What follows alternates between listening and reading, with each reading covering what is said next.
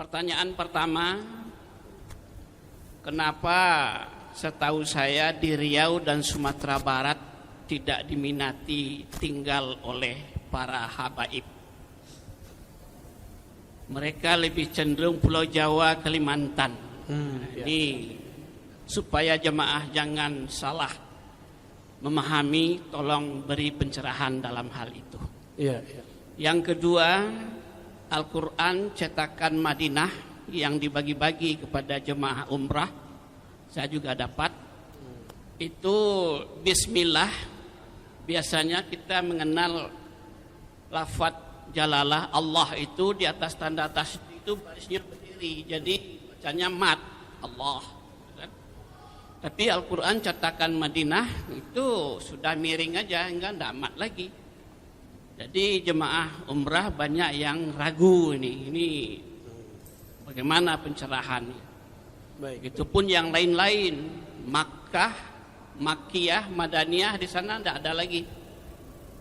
Informasi di awal surat itu berapa jumlah ayatnya dan berapa rekaknya. Bahkan reka itu sendiri pun di Al-Quran Madinah tidak ada lagi. Padahal itu batas ruku Nabi. Ya. Baik. Yang pertama, kenapa sedikit sekali atau tidak ada minat habaib tinggal di Riau dan Sumatera Barat? Kalau Riau sudah mulai, Pak. Setiap kota sudah mulai ada. Kanbaru, Duri, Dumai sudah ada ya. Saya udah ketemu beberapa. Udah mulai. Cuma kampung Bapak belum. Kenapa? Ini emang ada persoalan budaya dan ada persoalan yang kedua, ngaji. Budaya orang Sumatera, khususnya Sumatera Barat, Riau, termasuk Aceh ya, Medan juga termasuk sebenarnya. Itu budaya egaliter. Tahu budaya egaliter? Kita itu setara. Ente Habib, lah ente kan juga manusia, ya gitu orangnya. Yang paling repot di Sumatera Barat, semua suku harus ke ibu, bukan lewat bapak. Sedangkan habaib lewat bapak. Maka banyaklah yang wajah-wajah zuriat Nabi di Sumatera Barat, tapi dia gak punya suku lagi. Namanya nama-nama orang Minang, Pak. Nama-nama orang yang sudah biasa lah. Gak nama Habib lagi, gak ada lagi Segaf, gak ada lagi Atos, gak ada. Yang bertahan cuma di daerah Pariaman. Itu pun perdebatan sanadnya juga lumayan panjang. Tuangku Sidi itu ya. Sidi Fulan ya. Tapi Bapak kalau ke Jambi, di Jambi masih banyak. Ada kampung, apalagi di Palembang. Itu banyak sekali. Habib-habib di Betawi itu dari Palembang kebanyakan ya. Bahkan ada yang beberapa dari pesisir Aceh ya. Taib.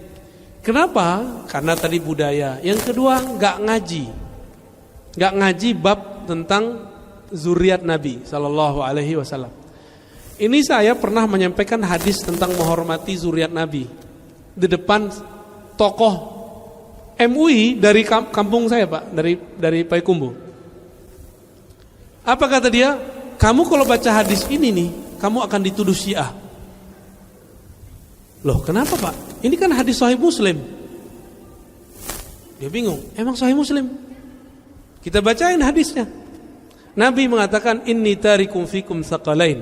Aku tinggalkan kepada kamu dua beban, dua wasiat. Pertama kitabullah, yang kedua ahlu baiti. Hadis yang masyhur, taraktu fikum amrain, ya kan? Itu hadisnya enggak sampai derajat sahih. Kitab Allah wa sunnati ya. Itu hadisnya tidak sampai derajat sahih, cuma riwayat Ibnu Abi Syaibah. Yang sahihnya apa?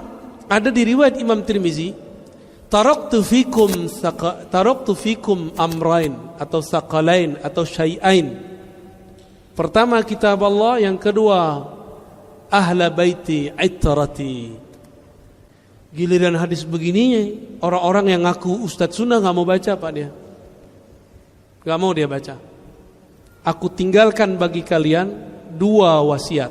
Pertama kitab Allah, yang kedua terahku, keturunanku, ahlu baitku. Maka hadis ini mulai saya sebarkan. Silakan antum tuduh saya apa aja, yang penting saya ikut Rasulullah sallallahu alaihi wasallam. Maka cinta kita kepada ahlu bait beda dengan cintanya Syiah kepada ahlu bait. Kita mencintai ahlu bait tanpa membenci sahabat dan istri-istri Nabi. Sedangkan Syiah mencintai ahlu bait tapi membenci sebagian sahabat. Itu bedanya. Bagi saya ada dua keluarga Nabi, ada keluarga nasab, ada keluarga sahabat. Itu dianggap keluarga beliau. Dan beliau mengatakan, aku dengan kalian seperti orang tua kepada anak-anaknya. Terjawab Pak? Budaya.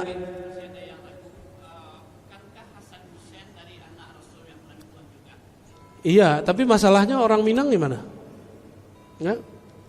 Nabi SAW mengatakan, semua nasab terputus kecuali nasabku. Maka khusus buat Nabi itu matrilineal dari Fatimah. Tapi setelah itu kembali ke, kan bapaknya masih ahlu bait, Abu Thalib. Ya, gak ada masalah kok Pak. Kalaupun anggap nih matrilineal, emang gak sah tuh nasab ke ibu. Berarti bapak batal sebagai orang Solo kan? Ya, oke.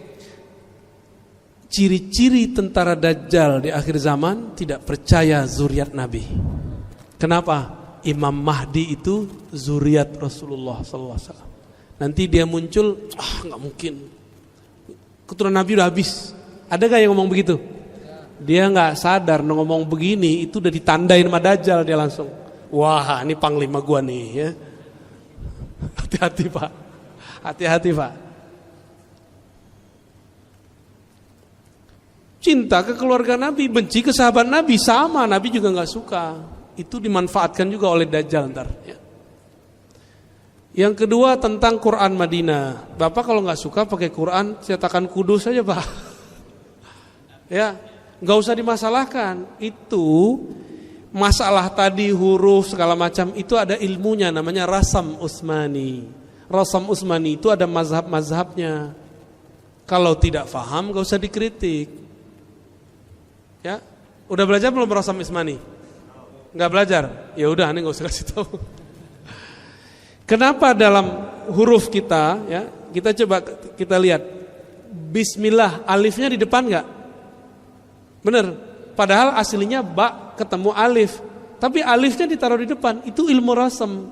Karena seorang ahli rasamnya dulu ahli tasawuf, dia mengerti ilmu hakikat bahwa alif tidak boleh didahului oleh ba. Tetap bacanya bismillah, bukan abismillah. Terus apalagi? Quran yang kita pakai di Indonesia itu dulu Rasam Utsmaninya kebanyakan yang sudah berkembang di India. Jadi Quran yang ini nih Pak, ini pada pakai Quran ini kan kebanyakan. Ini dulu di India. Alhamdulillah di daerah Kudus, di daerah Jawa Tengah berkembang khat. Santri-santri itu muda-muda itu mereka punya hobi menulis Quran, tulis tangan.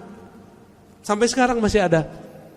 Makanya Bapak tolong kalau mau anaknya ahli Quran jangan nanggung-nanggung, langsung taruh ke Kudus sono. Di situ banyak Pak pesantren-pesantren nanti, silakan ke sono. Sanadnya bersambung kepada Rasulullah sallallahu alaihi. Atau teman-teman kita yang baru pulang ketemu Syekh Aiman Suwaid, ya, Syekh Aiman Suwaid ada yang tahu nggak? Yang tahu mungkin imam kita doang tadi ya. Syekh Aiman Suwaid ulama Syam, dia tinggal di Jeddah, dia buat daurah-daurah kemana-mana.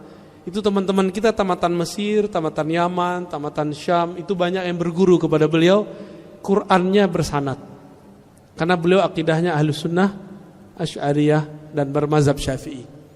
Jadi Bapak gak usah baca itu Pak. Emang orang di Madinah mau buat khot itu sembarangan? Enggak, itu ada ilmunya. Dan memang berbeda khotnya orang Hindi, rasamnya mushaf orang India yang turun ke Indonesia dengan khotnya orang Madinah. Itu beda ya.